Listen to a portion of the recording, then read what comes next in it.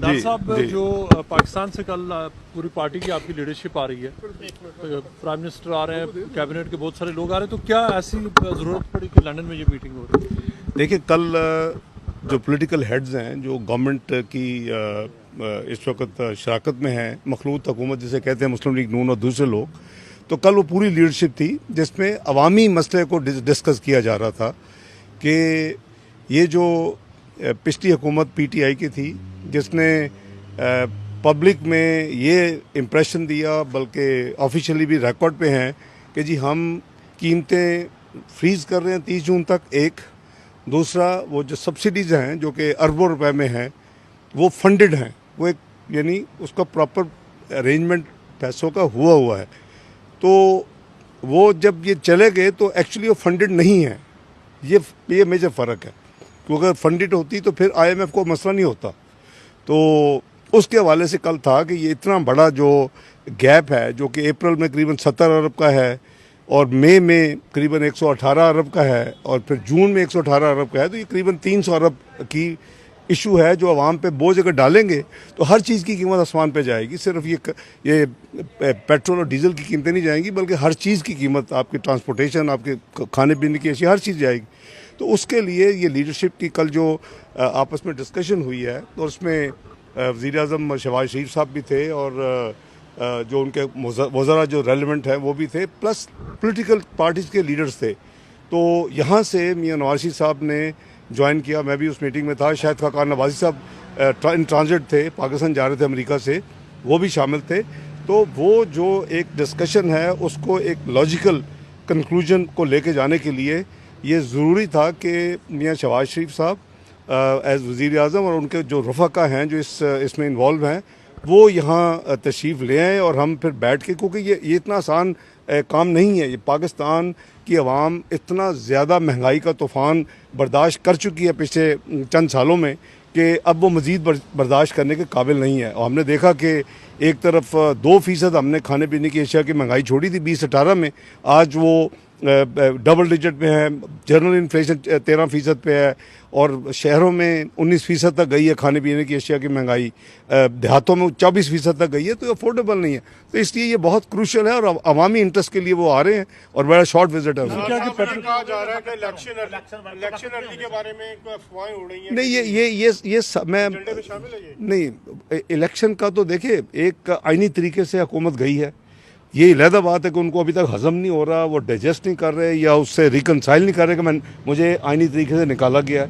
वो आए थे इलेक्शन चोरी करके RTS के ज़रिए, गए हैं आईनी तरीके से, तो इसमें क्या मसला है? उनको इसको रिकनसाइल करना चाहिए।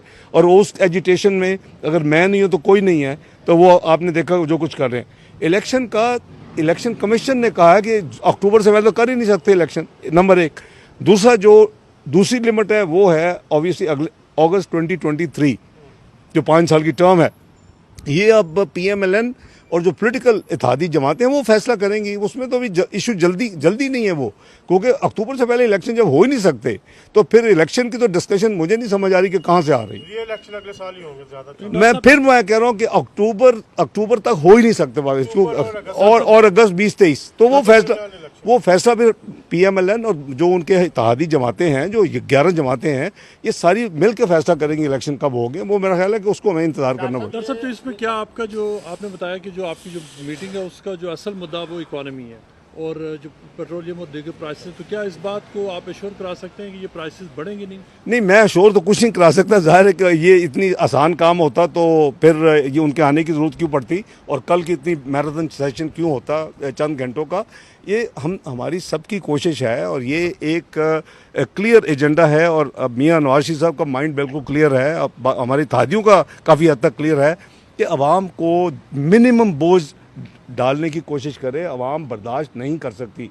ये मैं नहीं कह रहा, ये आप सब भी खुद कहते रहे हैं कि जी जो कोई चीज़ ऐसी नहीं जिसकी कीमत दुगनी नहीं होगी पिछले 4 साल में। 55 की चीनी कहाँ चली गई, 38 का आटा 80 पे चला गया, you name it and it's there, ghee. तो ये सारी चीज़ें जो है ना अफोर्डेबिलिटी रही हैं। इसलिए मैं समझता हूँ कि हमें एज पाकिस्तानी पॉलिटिकल ज़िम्मेदार लोगों के हमें यही फैसला करना है, कोशिश करनी है कि आवाम पे मिनिमम बोझ डाला जाए। या आपका घर वापस मिल गया? मैं वो घर तो नहीं अभी वापस मिला जी, पता नहीं, मुझे पता चला कि कुछ सफाई सफाई हो रही है।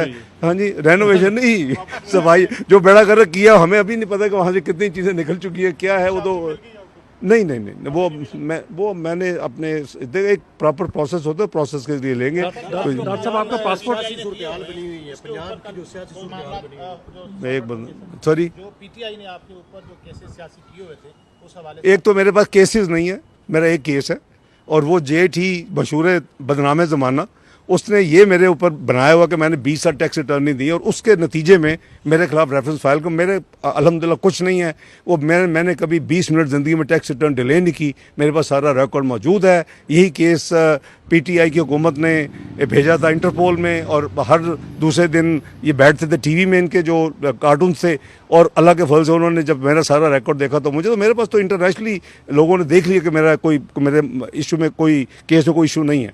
डॉक्टर साहब आपके आप करेंगे सर बजट में आप कहा गया है और उसके बाद वो कह रहे हैं जी कि हम इसके खिलाफ कोर्ट में जाएंगे, क्या सदर पाकिस्तान की खिलाफ वापसी की कोई तहरीक शुरू की जा सकती है? देखिए, मैं समझता हूँ कि उनका जो कंडक्ट है, मैंने आज सुबह ट्वीट भी की थी, उनका कंडक्ट बहुत ही अनरीजनेबल है।